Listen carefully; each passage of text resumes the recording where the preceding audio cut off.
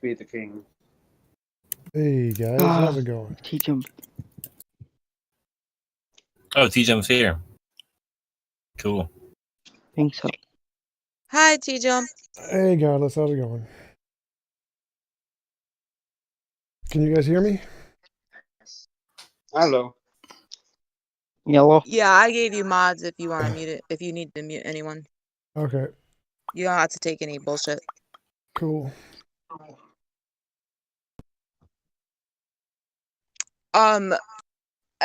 Mike, you might know him by Michael Klein. MK has been really interested in your epistemology. Okay. He doesn't want to talk to you tonight, but he's been talking a lot to me about you. Do you know who I'm talking about? Nope.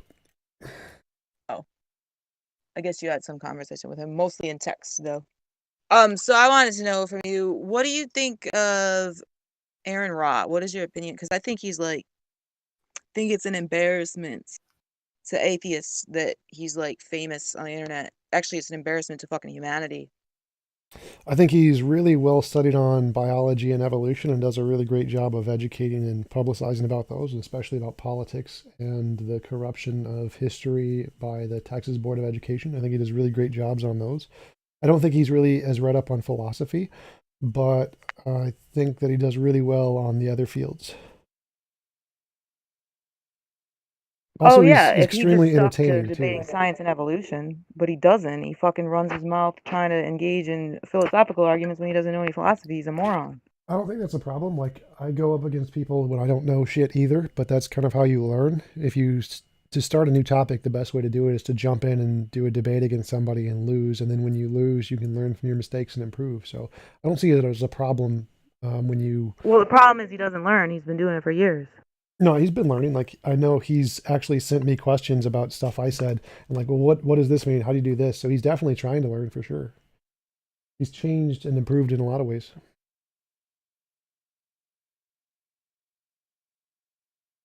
Okay, so I'm not trying to debate you or anything. I'm just trying to ask questions for MK because he was confused about your position. So I'm just trying to clarify your position.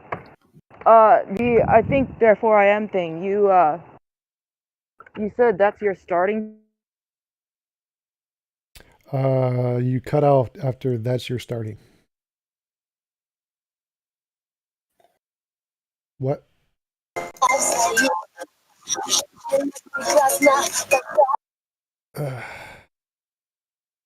What'd you say, Godless? You cut out after that's you're starting something.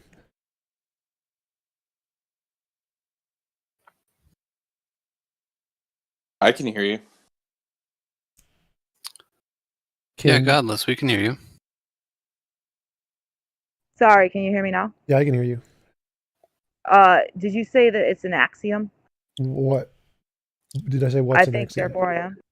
No, I said it's an experience. It's an internal experience. Okay. I don't know. I didn't hear you say that. I don't know what other people said. Did you say that thoughts and self is synonymous? Yes, thought and self is synonymous. Okay. And are you a coherentist or a foundationalist or what? Foundationalist, probably. Can you put a link to to your Discord in here somewhere so I can copy it and put it in my YouTube chat? Yeah, just a second. I gotta switch to push to talk.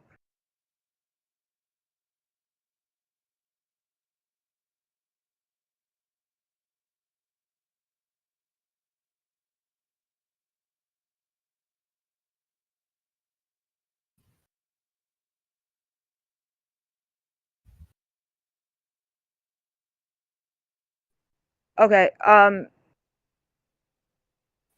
not really trying to debate you. I just want to like casual. If anybody else wants to say anything, they can. I want to. Hi, Brenda. Who do you think like is the dumbest atheist that's famous on the internet? I have no idea.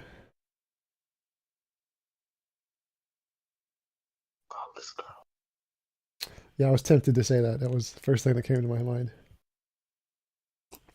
Wait, do you think that I'm dumb? No, it would be funny if I said it. I don't actually know. Like, I don't really think about and try to compare other people's intelligence, so I have no idea. But it would have been funny if I said it, though. Well, do you know of another a more adept female debater?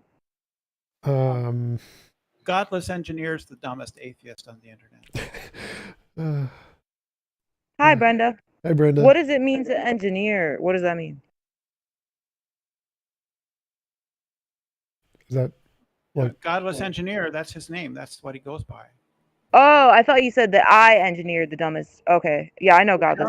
No. That's his name. Godless engineer. That's his name, and I named him as the dumbest atheist on the internet. The raging atheist is pretty dumb, but he's humble about his stupidity. So he doesn't try to act arrogant. What I hate is when like the dumb atheists act arrogant. pineapple on pizza is a sin? Don't ever put pineapple on pizza. Somebody asked that in my chat. I'm the dumbest. Pineapple and Canadian bacon is perfectly acceptable on pizza. Sacrilegious. Oh, how's your? I intend to watch it. I haven't watched it yet. Your conversation with Canadian Catholic. How did that go? It went well. I mean, he didn't Jay Dyer, so he actually listened and engaged with the conversation for the most part, and he brought up coherent arguments. It made sense what he was saying, even though they are not sound. So, I mean, I think it went well. I enjoyed talking with him. He's not annoying. Who do you think the strongest Christian debaters are in the debate community? Depends on what you mean. Like, there's different categories of being good. Like, William Lane Craig is extremely good at communicating. He's very good at debate rhetoric, even though his arguments are just garbage. But there are certain theists who are extremely intelligent, like Richard Swinburne, Alvin Plantinga, who make very strong arguments that are hard to debunk because of their structure is very well founded. But even though they're really terrible at debate tactics because it's too philosophical. So I think those guys would be probably for the intellectual side. I think Pete Enns is probably the most honest theist debater. He has, I think, the most coherent, strongest theist position of anybody else, of any theist. Oh, I actually agree with you. Like Plantinga's arguments are the strongest, but he's not a good debater. Like William Lane Craig has the debate tactics. What's impressive about William Lane Craig though is that he's so adept in different areas, like philosophy, cosmology, and theology. So I noticed when he'll go like if he's going against a cosmologist, he'll use like philosophy against him, and if he's going against a philosopher, he'll use like empirical, scientific claims that the philosopher is not going to be familiar with. Yeah, that was. But no, I was asking. I didn't mean like famous philosophers. I meant in like a YouTube debate community. What Christians are the strongest? Randall Rouser. Well, I'd still consider him an academic. Randall Rouser's a PhD in philosophy. So, of the YouTubers, I don't know. Ray Comfort. Ray Comfort. Can't Is tell. he still around? Yep. He debated on Modern Day Debate a while ago.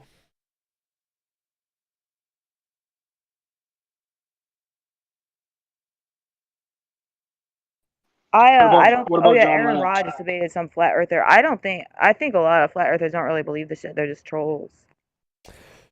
It's possible, but I kind of like.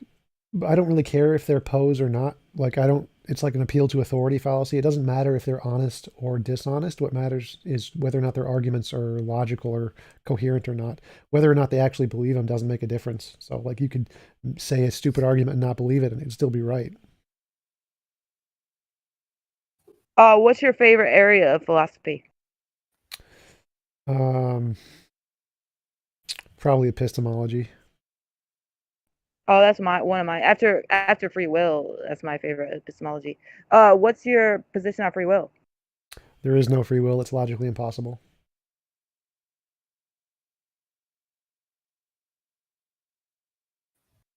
Yeah, I mean, well, you could like believe libertarian free will is logically impossible and still be a compatibilist, but I don't.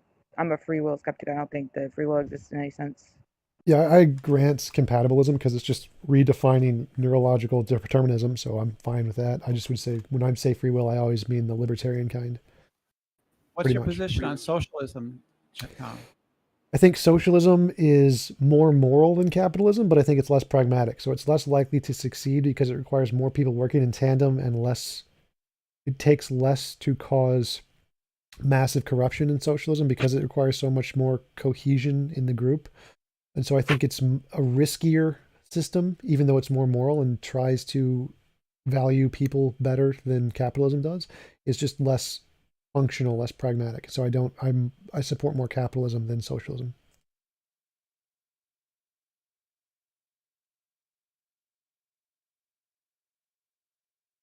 Why is free will? Nozick or Rawls? Go. Both. Like I like John Rawls's idea of the veil of ignorance, the fact that you should build a society behind which you don't know where you're going to be placed in the society. I think that's a really great intuitive model for assessing a moral system. I don't think it is a moral system in and of itself, but it's a good way to assess moral systems. Nozick, I think Nozick has a lot of really interesting ideas. I don't agree with him on a lot of them, but his ideas on the problem of identity are really interesting.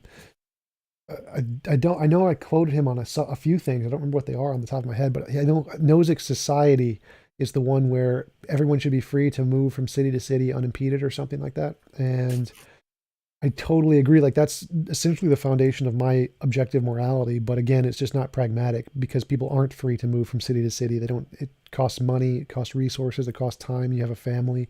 And so it's definitely an idealistic system that's right morally, but it's impossible to implement pragmatically given our resource limitations. So I would say the same essential thing as socialism. It's a great system in theory, but it is impossible to put in part in practice yet.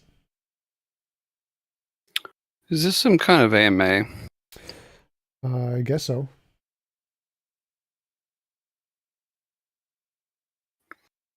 Hey, TJump. Hey, how's it going? What does TJump mean? It's my name. It's like my first name is Tom and my last name is Jump. Really? Yes. Some name. Yeah, that is exactly what I felt in grade school when kids were like, "Hey, jump, jump. Why don't you jump, jump, jump?" Oh, I was thinking something else. I think I remember seeing something, different kinds of jumps and notations in programming language, particularly C++ here. I'm going to whip up the Microsoft Docs website to quickly find it here. So I'm just going to be doing that. Yeah, I don't do programming, so not my thing. I thought it was uncanny when I saw it. I was like, oh, is this where he got his name from? Huh. When is your book getting published? One of my books has a publisher lined up, and I'm working with a co-author on it's a debate book about morality, Christian morality versus atheistic morality, and that should hopefully be published next year. I don't have a publisher for my epistemology book. Hopefully my morality book takes off and I can get a big publisher for my epistemology one. You're publishing a book in epistemology. I'm publishing a book in morality, and hopefully that gives me a publisher for my epistemology one. Yes. What do you take epistemology to be? The study of knowledge.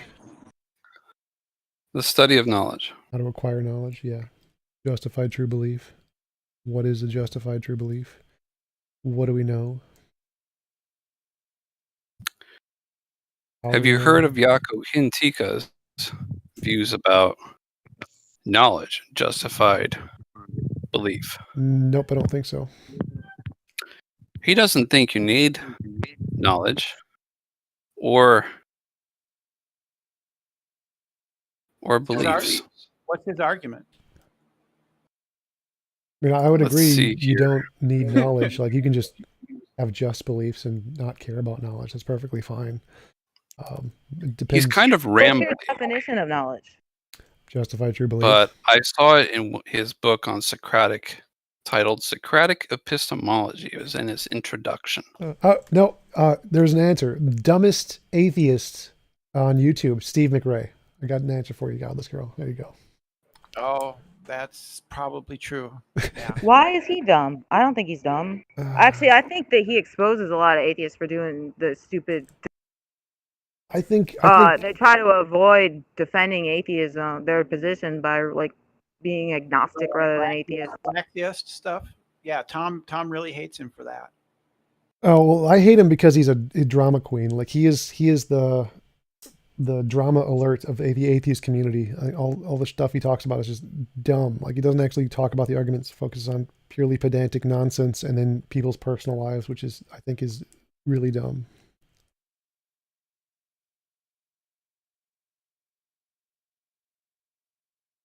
I have a question for you, Godless. Are you a materialist or physicalist? I think Godless is No, a I nihilist. think that there's too many problems with. I think there's too many problems with physicalism, but I don't really grasp the other positions enough to defend them, so I kind of just don't have a position. I have a question. Sure. Do you think that there's an objective reference to the meaning of language, or do you think that we just merely impose meaning to language?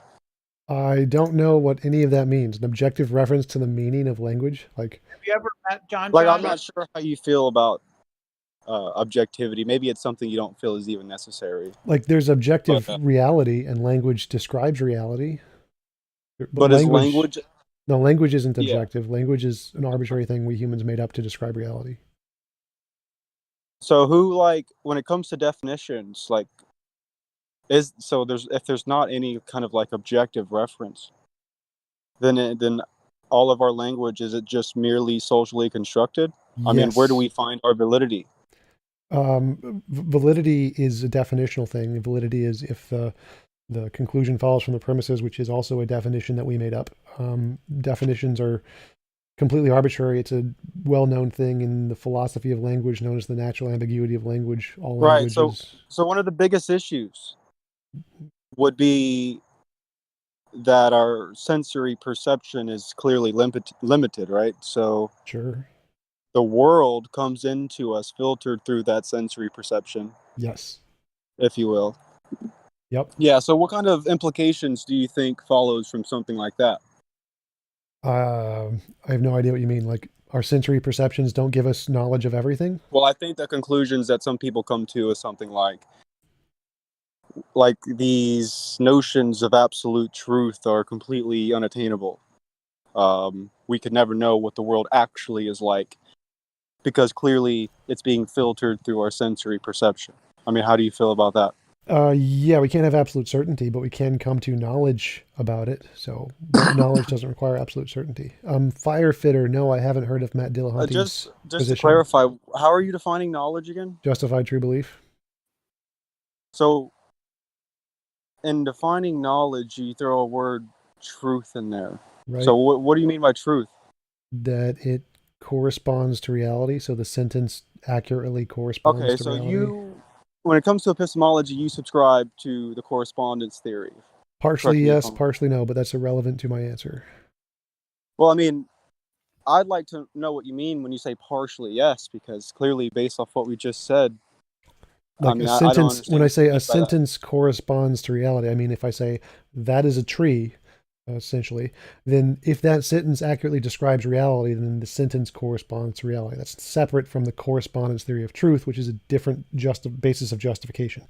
Correspondence, when you say a sentence corresponds to reality, is just the sentence describes reality. So when you say you kind of and kind of not, that's irrelevant. So I'm not going to go into. What does that mean? Like you're a pragmatist and you're picking and choosing? I'm not like even. You like the correspondence theory a little bit, but you're going to throw most of it away. I mean, what does this mean? No, I just told you what my basis was. I'm not going to do anything. I mean, so you would not describe yourself as a pragmatist. I'm not going to describe myself as anything. I'm going to say exactly what I said. I believe in justified true belief is knowledge, and it's a truth is if a sentence describes reality. So I'm not going to subscribe to anything. Truth doesn't have to be objective. Yes, well, sort of. Not necessarily. You can have a subjective truth, like I like ice cream or something. But yes, truth about reality has to be objective. But based off what I mentioned, how could you possibly reach any kind of objective conclusion about language or anything? Truth is objective because it's ontological. It's about what exists. How we reach it epistemologically is a separate quality altogether. So whether or not we can have knowledge of ontology with absolute certainty is irrelevant. to whether or not it's true. So it's true regardless of whether or not we know it. Those are separate things. Can truth contradict itself? No. Okay, so I'm just a little confused how you work up an epistemology and say things are true, or even have confidence in saying things are true, when you kind of acknowledge that the world comes to us filtered through our sensory perception. Therefore, as a entailment of that, we could never know what the world is actually like. It's I called, thought that's something you accepted, but I couldn't really say. yeah, it's called fallibilism. You don't need absolute certainty for knowledge. So if you have justification, then that is sufficient to get knowledge. You don't need absolute But that certainty. seems just to be what Richard Rorty was saying in pragmatism, right? Richard was just saying, hey guys, we can't reach absolute truth, but pragmatism can tell you a whole lot about justification. No, so what truth is. pragmatism is a specific That's kind exactly of, what Rorty was saying, again, right? So stop. So again, there is epistemology of pragmatism, yes. That is not what fallibilism is. Fallibilism is the consensus of all philosophers, both theists All right, and so you just atheists. granted me that my description of pragmatism is correct. That is a feature of pragmatism. No, that's a feature of pragmatism. Something separate. Stop. That's a feature of pragmatism. It is not. I'm supporting fallibilism. Yes, fallibilism. it's a feature. I'm going to mute you. You got Okay, last my bad. warning. So you described a feature of pragmatism. I'm not a pragmatist. I don't give a shit what pragmatism says. I'm a fallibilist. So could that one principle be shared among both of them? Yes, that's totally fine. But I'm a fallibilist like the majority of philosophers, not a pragmatist. So don't know why you bring it up. Yeah, so to you, what does that mean? Why is that? Fallibilism is the important position to that you can have. classify yourself as that. Fallibilism is the position you can have knowledge without absolute certainty. Yeah, that's Richard Rorty's position. He was called a neo-pragmatist. No, that his position is more complicated, has lots more features than that. That's a single thing, a part of his ideology. It's also a part of many other people's ideology. It is a single feature of many different epistemologies. It isn't just all pragmatism. It's not like all fallibilism. It's not all I'll pragmatism. never make the claim that that's all of pragmatism. In fact, that's why I said he's considered neo-pragmatist. I don't care. Right? I don't care what he said. I'm not Well, you're him. wrong. I don't agree You're with him. describing what I'm saying I don't care. incorrectly. I don't care what you're saying. I don't care what he then said. What are you doing here, bud? I'm here to answer questions about my epistemology, not his. So if you want to go talk You're about here his, to go not talk to him. care about whether or not he agrees with you. I don't give a and shit you what he just says. sounding like- I don't Okay, care what he whatever. says at all. All I care about is what I Just say. Continue telling us about your epistemology. That's correct. This is about me, not him. So Yeah, you don't like the term pragmatist. You don't. I don't care about him. I don't care about other You're acting people. like I'm describing things incorrectly. I don't care about him or his view. So Well, maybe one of the reasons Brett brought it up was maybe to get a better understanding of your epistemology, TJump, is to maybe compare it with the previous thinker's epistemology. no, that would actually be false. So that would be a straw man. So the reason you don't do that is because if you make a comparison to someone else's epistemology, it has lots of other entailments that yours don't. You end up bringing up criticisms that have nothing to do with your epistemology because you compare it to the other one. So the best way to get an idea of someone's epistemology is just to ask them questions about their epistemology and not ever make comparisons to someone else's unless they specifically. But in truth, many thinkers do respond to other thinkers. Yep, but especially that's to optional. So I'm saying I'm not going mentors to do that that. they had learned from. That's totally true. I'm saying, academic stop. advisors that I don't supervise give their a shit. theses and so on. That's an option. I'm not doing it. So no. Oh, okay. I was just pointing at that. Maybe that's yes, what Brett was we already trying know to that. So saying that doesn't help.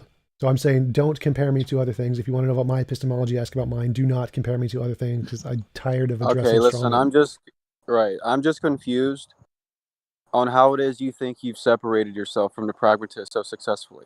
Like most people, I don't give a just shit about the consider pragmatist. you I'm a not going to say pragmatist. anything Like, about for the example, pragmatist. how do you approach the is-ought? See, you think that's a that's legitimate logically question. See, sound? there's a legitimate question. Don't say anything about pragmatists. Just say, how do you approach the is-ought? Fair Well, question. pragmatists, in my I opinion, don't give a are the shit only about ones who pragmatists. don't think that's I don't even care. a problem, right? I don't care. I don't care about anything. Anything you All say right, about so just pragmatists, continue my answer is trying going to be convince no. me how Shut you're up. not a pragmatist. No. The answer is anytime you bring up pragmatism, I'm going to say shut the fuck up. The only option. Yeah, continue explaining to me how you're not a pragmatist for the third time. All right, you're muted. Bye-bye.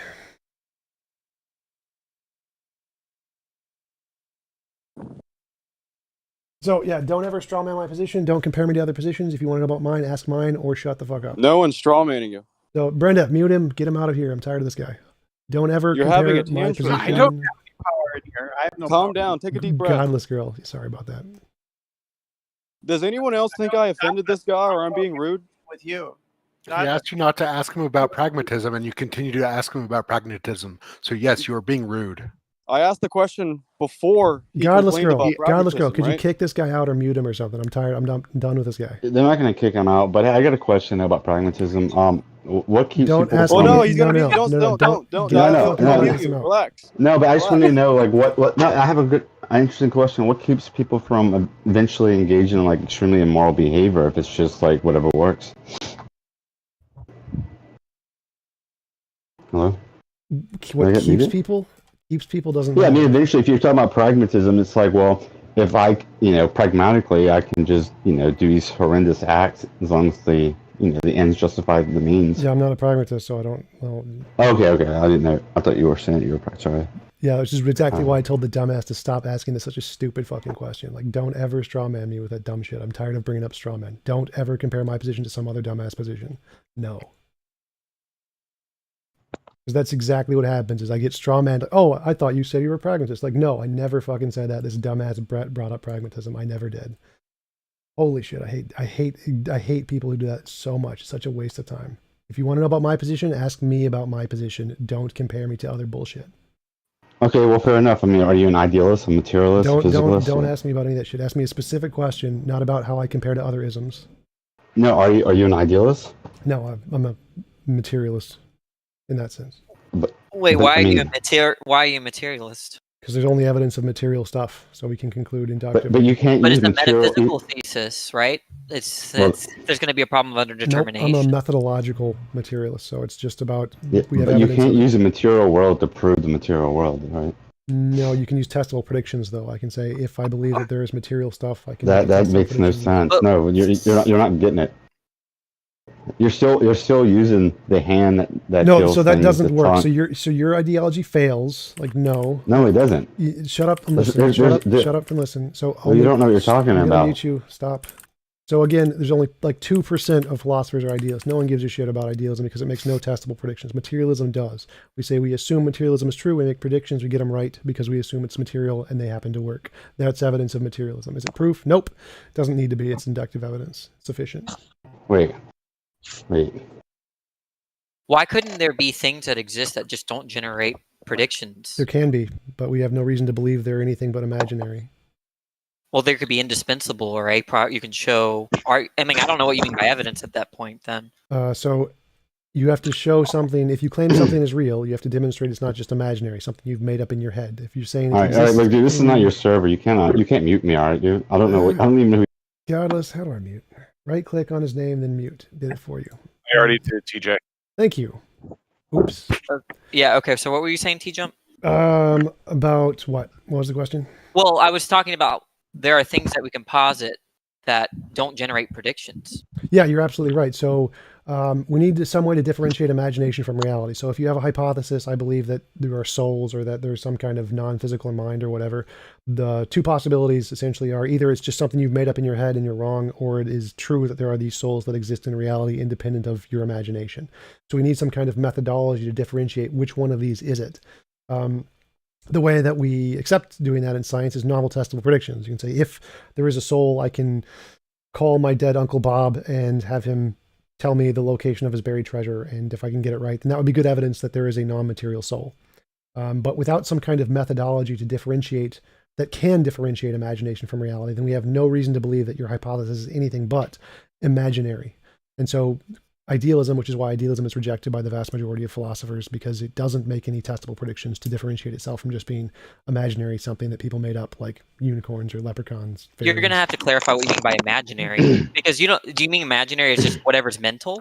Yes, essentially. Well, my beliefs are mental, but they're not imaginary. Yeah, I'm saying all conceptual things are imaginary. So beliefs, logic, math, ideas, language, everything that is in your head but doesn't exist independently of your head in reality. Okay, Danny, you guys hijacked my conversation. I was actually talking to him, and I just want to ask him a few questions about. He said that like the vast amount of philosophers are not idealists. Actually, idealism is gaining a resurgence right now. I can name a number of philosophers who are very respectable, who are actually bringing I'm sorry, idealism back. You mean I can post their Wikipedia sites if you want. So So I can don't- I, but that isn't evident. So the majority. I of do philosophers- grant you, especially after I do grant you with the Bertrand Russell and analytical philosophy and Wittgenstein, there was a huge there was a war against metaphysics and idealism, but that's not the same. It's not like that anymore. Even analytical philosophy is starting to Phil Survey's paper results: external world idealism, skepticism, or non-skepticism. Accept or lean towards non-skeptical realism, 81%. Accept or lean towards idealism, 4%. The consensus doesn't matter. Only one has to be correct, right? So let me give you like an example of one. Bernardo Kastrup, right now he's a very credible philosopher. I've had him on my show. I've talked with him before. I know that there are idealists, and I know their arguments. So what do you think about Bernardo? That I think his arguments are nonsense and wrong. They're composite. Composite and So TJump, bro, quick question, TJump, I have for you. Really composition quick, and division fallacy. That's it. What's your question? TJump, quick question there, TJump. So the Da Vinci created and he drew out because he had an idea of what it would be like for a satellite. I'm not sure if he explained it as the word satellite, but he did draw things in a satellite looking down on Earth. This man had this idea in his brain as an imagination, and he put it on paper. As he put it on paper and people saw it, they're like, oh, well, this is a great imagination for you to have. But then at the same time, later on, he actually was trying to explain his imagination and in his brain on what a landscape would look like looking down from a bird's eye view. Now, this man was so ahead of his time. What's the question? So the question here is, he did have an imagination. He didn't physically show you. He couldn't physically show you what a satellite can do, but he drew these pictures way ahead of his time, showing the world that looking down in a bird's eye view of the planet, it would look like this. Yeah, it's called a map. Those existed before Da Vinci. That was just a waste of 5 minutes. Another question. You had your chance. I asked T-Jump a question, and that didn't lead to the question. Well, I was talking to him first, and you guys interrupted my conversation with him, right? I was talking to him first. Drawing a picture is not a novel prediction. All right. So another. What about like people like Stephen Hawkins, who they're not even physicalists. They would be what you would call mind-dependent realists, right? No, I think Stephen Hawkins is a physicalist. What's that? I'm pretty sure Stephen Hawkins was a physicalist. No, he's a mind-dependent realist. I doubt it, but maybe. What are you talking about? Are you what's serious? your question? I have his book, The Grand Design, and they you can just look it up. I can post it right now. They are mind-dependent realists. That means that they don't believe that the world exists the way that we see the world, and that basically we just formulate these laws based on our senses, and it could be completely different than what we think it is, right? Or it may not even exist. It could still be, because I mean, the way that I understand the Grand Design, it seems like he's making arguments, at least for, if maybe not idealism, at least for transcendental idealism. No, he's transcendental a idealism. materialist. No, he's not. He's a mind-dependent realist. I'll post it. 1 second. Mind-dependent realism means that your mind exists. Like you're talking about consciousness collapse. That's all physicalism. That's all materialism. In quantum mechanics, that's all physical stuff. Like quantum information is a kind of physical information. He's still a materialist. No. When I'm having a hard time understanding, so you want to distinguish what imaginary and what? Real? Reality? So like I imagine unicorns, but they don't exist in reality, independent of my imagination. So, right. So if that's a true dichotomy, then whatever is not in reality is just not real, right? Yes. Okay, but you said that so the imaginary is mental. So right? Listen to it again. So either it's something, an idea in your head, or it exists in reality, independent of your head. That's the dichotomy. In your head. What about beliefs? That's in your head. So those are not real? My beliefs are not real? Listen again. Either there are things in your head or there are things independent of your head. But you accepted that which was not part of reality was not real. I've already answered this many times. You got to listen to it again. Listen carefully. Things are real if they exist independent of your imagination. That's what I'm using real to mean.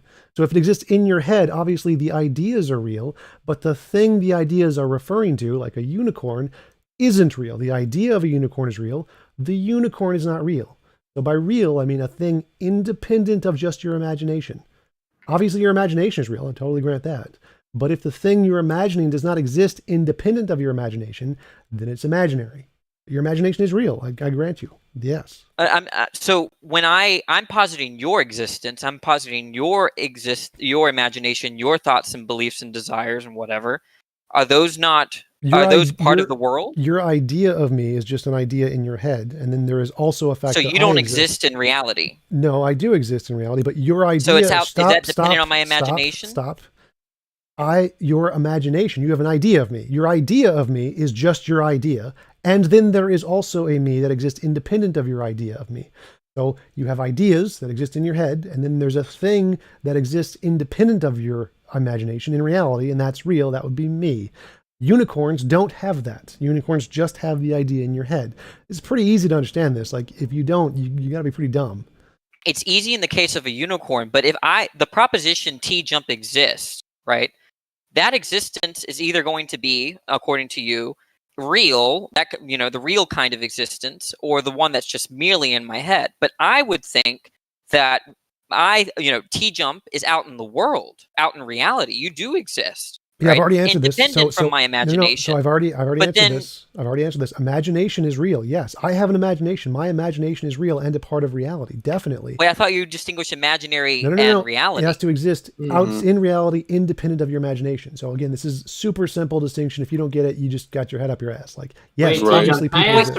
Is your existence dependent on my imagination? Yes or no? I'm a material thing with a brain and neurons.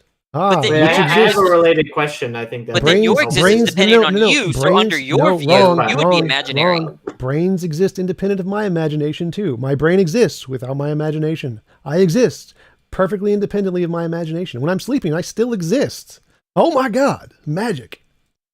Object. But the confusing thing is that the proposition I exist, according to you, would depend on my very being. No, right? It doesn't. It's stupid. It doesn't depend on. I just proved that wrong. I exist when I'm sleeping. Depend on my thoughts? I exist when I'm sleeping. So when I'm sleeping, I have no thoughts. I still exist. I have a brain. I'm a physical brain. Well, that means that you're. Well, in what sense do you exist? I'm a physical brain. Like, stupid. Well, why question. do you wait? Why do you don't distinguish the mind and the brain? No, I accept the consensus of neurology and psychology and cognitive science. That well, it's a philosophical question, not a neurological question. Right? Does he believe in epiphenomenism? Is that what it is? Which is exactly why I accept the consensus in cognitive science and philosophy and neuroscience and every field related to the brain, which is well, that's going to be a very poor argument against a dualist. You're not seriously going to propose that argument against a dualist. Well, I'd say the consensus is, therefore it is. No, the consensus is a valid form of evidence, which is totally fine. So I don't. Well, I'm not accepting. I don't care what you accept. If I don't accept the authority of neurologists, then what kind of argument do you have against me? Then you're an idiot. Like if you don't accept the authority. Wait, of the authorities. What do you mean by idiot in that case? Just because I don't accept your authority? Yeah, if you don't accept. What if you don't accept my authority? Does that make you an idiot? Yeah, if you don't accept the authority of the experts in the field who've devoted their lives to it and published papers on it, then you're an idiot. Like. Yeah, I don't know what you mean by idiot, right? It seems like it just means that I don't accept your authorities. I don't care. No, right? don't accept. Does that make you an idiot if you don't accept my authorities? If you don't accept the authorities who will give degrees and who publish papers on it, and who research it in the field, who are actual authorities, like you're an idiot. Like. Go to your doctor and tell your doctor. If there's some consensus that I present to you that have a set of degrees, right? If you don't accept it, right, then that makes you an idiot. Yes, like if you had a the consensus that was Kant was right before hypergeometry. So was everyone an idiot then? Yeah, it seems like atheists were idiots back in the day, but the consensus changed in philosophy, so they just suddenly did not become idiots. No, that's the consensus in the past was based on religious dogma, not on actual evidence. Now it's based on. No, there were evidence. many philosophers that were not, religiously affiliated. Like take the Kant identified as a theist, but he wasn't like. By all means, like a Christian, like I don't think he the consensus is valid evidence. If you want to disagree with that, you can take it up with science. I don't give a shit what your opinion is. The point is that it's so silly to say that if the consensus changes, your status as an idiot changes. Nope, it's perfectly fine. Like the consensus was before Einstein that time So and if the space couldn't consensus bend. changed, right, you would just be an idiot. Shut up. No, if the consensus changed, I'd change with the consensus. You're so dogmatic, man. Gee, you have to So, give them a chance to the respond. consensus of physics was that time and space couldn't bend. They weren't physical objects. Then Einstein published a paper and made testable predictions. And the So consensus Einstein was an changed. idiot Shut when up, the shut up, consensus physicist. Shut up. So after he published a paper, he convinced the consensus. That's how it works. The consensus is changed by people publishing papers, which the consensus can look at and say, oh, look, we learned something new. The consensus is the most reliable source of evidence we have. It's better than everything else. Does it change? Yes, that's perfectly fine. You're still an idiot if you reject it. It is the most reliable source of data we have. I don't care what your opinion is on it. If you want to deny that the consensus is real, tell that to your doctor. Tell that to the engineers who build planes and cars. Take it up with them. Oh, could they be wrong? Sure, but they sure make stuff that works, don't they? Yeah, no, but then Einstein, by that measure, Einstein was an idiot because he didn't agree with the consensus physicist. No, he actually did. He published a paper saying, this is my weaker position. I'm trying to convince the consensus. Right before Einstein was Newtonian physics, like the accepted form of, I mean, I'm not a physicist, So nor are you, every right? scientist, what they do is they publish a paper to try and convince the consensus. They recognize. Did he go against the shut consensus up, before he shut came up with his shut theory? Shut up. So what scientists do is they publish papers to convince the consensus. They recognize the they are going against the consensus and saying, I have a weaker position because it's not accepted by the consensus, and we need some people to verify this to convince the consensus. That's the point of papers. Explaining to you basic science is just boring as shit. So if you don't understand the consensus, Google it. Don't waste my time. It's just basic science. You said earlier that if I went against the consensus, I would be an idiot. Yep. But there are cases in which very intelligent people like Einstein they didn't went go against the against. No, no, consensus, no, no. changed the consensus. Excuse me, you're interrupting me. Just Yeah, I'm gonna shut you up. Shut you up every time. The point is that then you have a mute further criteria. It's not just a matter of where's this guy? consensus, right? Mute him, Einstein went against the please. consensus. Mute him, He's not an please. idiot. So what is it that I'm doing other than not going against the consensus that makes me an idiot? All right, done with this dumbass topic. No, consensus. Einstein did not go against the consensus. He said he acknowledged that his position was weaker. If you think your position is better than the consensus, you're an idiot. If you acknowledge the consensus is better than you and you're trying to change it, that's perfectly fine. Einstein was fine. Science is fine. You're the idiot. Next question. You guys have been trying, like, Yeah, I talking about muted the him. We're validity done of with the bringing up. consensus. You guys have been talking about the validity of bringing up like a consensus. I'm not done. Curious Then what the I consensus can't is. be an about. idiot just in virtue. You're done. What's the consensus about? The consensus is for what? you of the experts who have assessed the evidence and looked at it and come to a conclusion on it. But the thing about it is you act like these problems. Shut up, dude. Yeah, go ahead. Stop being so vague. I'm asking a specific question. What's the consensus of? Like you said these issues, stuff like that. Like I'm asking, like what is widely agreed on. Specifically, that idealism is wrong and that realism is true. But it can't simply be the fact that you go against a consensus. How can I permanently mute this kid or just kick him out? Because yeah, that's such a tired point. I don't think there's a consensus for that, dude. Because it's like scientists don't take it really. So I just pulled it up. Phil Survey's paper. Necessarily wait, stop.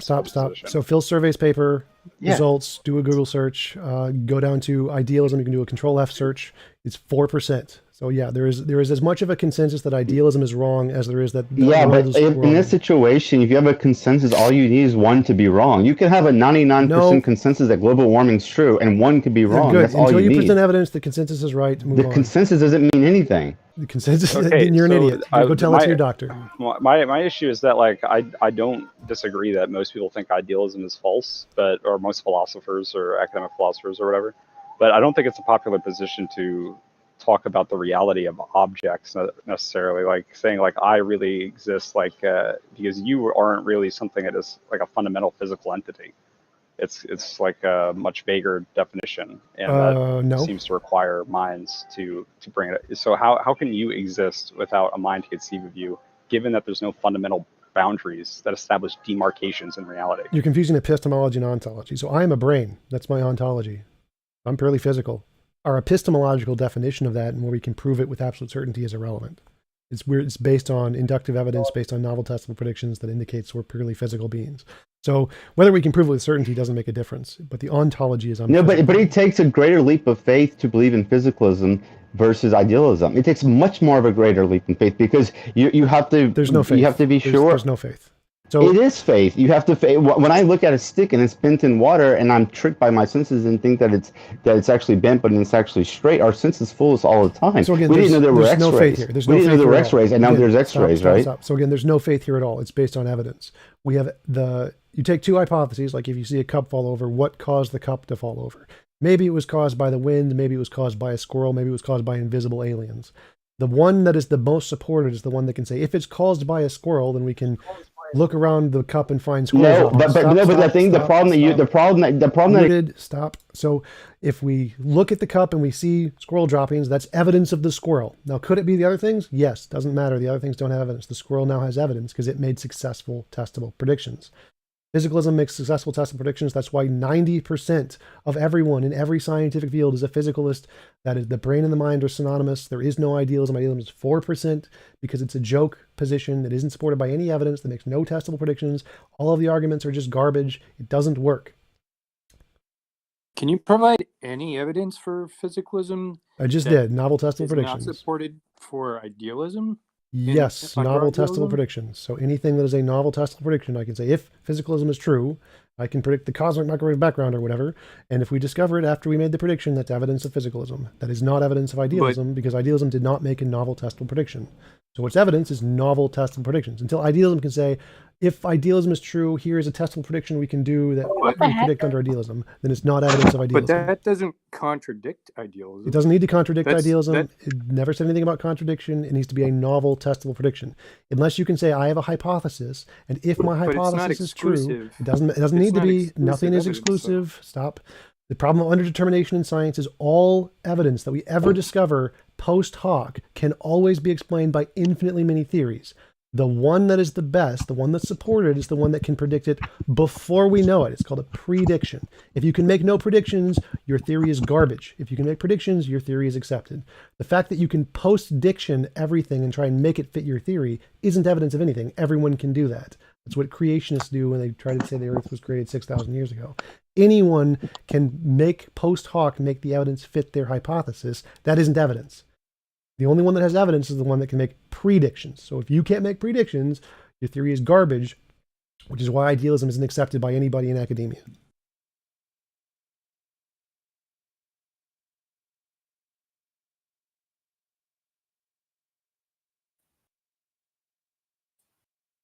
Any other questions? Yeah. You said you got excited earlier in some sense when I brought up the is-ought. Like, oh yeah, that's a good question, you know? Yeah, that's a legitimate question. So like if you're asking me how do I address the is-ought question, I would say that there are no oughts. I say oughts are come after the fact. In order to know what objective morality is, you need to say, this is objective morality. Here's like some principle or something. And then you can, from that, you can say, if I want to be moral, I ought to abide by this principle. Or if I want to be immoral, I ought to not abide by this principle. So I get rid of the oughts. It's called moral naturalism. You can, Stanford Encyclopedia of Philosophy, moral naturalism. So right. I'm sorry. Let me finish. Like, John, please. I don't know why I was muted. We were actually having. I think you and I, J-Chump, I think we were having like a good discussion. I was trying to continue with the leap of faith that materialism has to do, right? No, and you there's were no saying leap that of it faith. doesn't take a leap. There's no leap of faith. But it seems like you're conflating science with philosophy. Philosophy is always going to be speculative, right? It has to be. That's just the nature of philosophy. So science is never certain. It's always inductive. It's never gives proof of anything. It's always a probabilistic thing. It's never certain. I don't know what you're even talking about. What's not? Oh no, you're talking. If you're talking about science, well, if you're talking about, I mean, look, I'm just simply saying that if you're going to say, well, if you're like, just for example, causality, right? That presupposes that causality exists in the so-called phenomenal world or the real world or whatever. I mean, there's good reason to believe that there's good reason to believe that there's a causal law in the way that our brain operates. Stop. So there's no law of cause and effect. That isn't a thing. Hume showed that you can doubt all cause and effect and still get everything in reality too. There is no such thing as a law of cause and effect. So that's not something. Yeah, but Kant and Schopenhauer showed that the causality was a function of the brain and not a function of the phenomenal world, right? No, that's dumb. It's not. You don't think you don't think that's true? I can show you Mainlander's critique of Schopenhauer on that. I don't Schopenhauer, care. Go publish a paper on it. If you could like provide. Did you just say that? Did you just say that cause and effect is not a law? So wouldn't it be a function? No. The brain has a causal our brain has developed to perceive the world as operating causally, right? I'd agree with that. Yeah. Why wouldn't you agree with that? I'm curious. Cause and effect, like the fact that things interact in reality is not a product of the brain. So what you colloquially refer to as cause and effect is not a problem in the brain. I'd say that cause and effect isn't real. That cause and effect is an impression that's like a psychological. Right. The labels are a attribute product of the brain. significance to Sure. something. The labels are a product of the brain, but the thing he's referring to as cause and effect, the fact that there is change in the world from matter to energy, that is not a product of the brain, which is what he was referring to, not just the labels. Is that what he was referring to? I think I don't think he's necessarily going for that angle, because like I'm kind of sympathetic to their points, even though I'm not idealist in any stretch of the imagination. I definitely lean on the physicalist side, but there is a certain aspect of reality where it's like you say that you are a brain, but really I don't think there are objects at all until there are minds to conceive objects, because reality without minds to conceive them is kind of undifferentiated. Yeah, The chair. Stop. The chair that you see is Stop. So that's the problem of identity. That's an epistemological, not an ontological one. Objects exist just fine without minds. It's just we label them in certain ways. So you're confusing the epistemic. So no, that's actually, well, I'm sorry. I'm really sorry. But like to say that they're objects, but then that we just label them, even though they are still like ontologically, like objectively existing objects, assumes that they exist in their own unique, disparate sense. So to assume that the apple is not, like in some monist perspective, something that is ontologically sort of consistent and fluid with the rest of all the matter that exists is sort of interesting to consider from a point that isn't something that is from a subjectively conscious mind. Yeah, again, you're confusing the labels, the map for the territory fallacy. Just Google that. No. What? So what did you say? You're confusing the labels. You're saying, oh, well, we make up the label of apple, therefore apples don't exist. No, the object exists just fine. The fact that we don't have a concrete definition of where apple ends and air begins doesn't make a difference. Yeah, No. really. I was going to ask you, do you believe in forms? No. Because that's what it sounds like. Nope. I'm a physicalist, just like pretty much everyone in philosophy and science. Well, you said like, you seem to be really fond of the scientific worldview, but in my opinion, the scientific worldview doesn't make room for objects because it's fundamental forces interacting, and there's no boundary between any part of that where one object then stops being and another object starts being. There's none of that in there. You can take that up with the scientists. Good luck. I don't think scientists make the claim that objects are ontologically real. You know. Well, you might want to ask them because they do. No. Okay. But they have to have some type of foundation to base their like. They had to have some type of foundational like. No, they don't. They just have to say, "Here's a rock." That's narrative to be able to base any type of. Nope, they don't. They just theory have to, off of it, nope, though. No, they don't. They just have to say, "Here's a rock." Shut up. That's all they have to say. Is that how they qualify it? Many scientists, yeah, like they don't really give a shit about all this philosophical jargon because it's irrelevant to what they do. So they're like, "Here's a rock. This rock exists. If you disagree, I don't really care about your opinion." Well, why do you think it's useful to engage in philosophy if you're just strictly worried about empirics? What the fuck? Because philosophy is useful. That's for a lots tall of things. accusation you have there about scientists. Don't know what It you're talking depends about. on the scientist, right? Sure. Exactly. It's like it depends on any other individual and how they deem the importance of their study. TJump, would you agree that scientists value practical explanations over theoretical ones, for example? I think that's what you were just alluding to, right? Sure. When you said the scientists don't care about the Yes. philosophy babble, for example, Yes. right? They prefer testable predictions over theoretical predictions. Yes. Yeah, and that's what you do. That's what you value in your epistemology as well. Yes. When it comes to things existing in the external world, yes. Right. So why are pragmatists idiots? I didn't say pragmatist where it is. Okay, don't listen to him. So- He's just a fucking troll. Yeah. I still want to just talk about like the scientific consensus about ontology, Why do you because think I I'm a honestly troll? I don't hear it. Because Let you're him answer. stupid, Let that's him why. answer Now- that. I'm not a troll. I'm being Muted. sincere. No. Well, that's We're even not- we're not worse. gonna talk about John's pragmatism. never trolling, but seriously though, like the only whispers of like ontology that I hear about in science seems to be like psychology. When people try to explain how people come to ontologies, and they'll kind of explain that in by doing research on people's behavior or scanning their brains or something like that. There's tons of. But There's, I don't hear physicists talking about ontology like this. I do hear psychologists talking about it, and honestly, it's very popular in psychology right now to say that no, there are okay, there are stop, no ontologically real objects. stop. So again, this you can just go to the polls of all the different scientific fields. They're all materialists, physicalists. They all accept. I didn't dispute that. So yeah, they don't actually publish on it because ontology isn't a part of the methodology of science, so it doesn't really care. But they are materialists.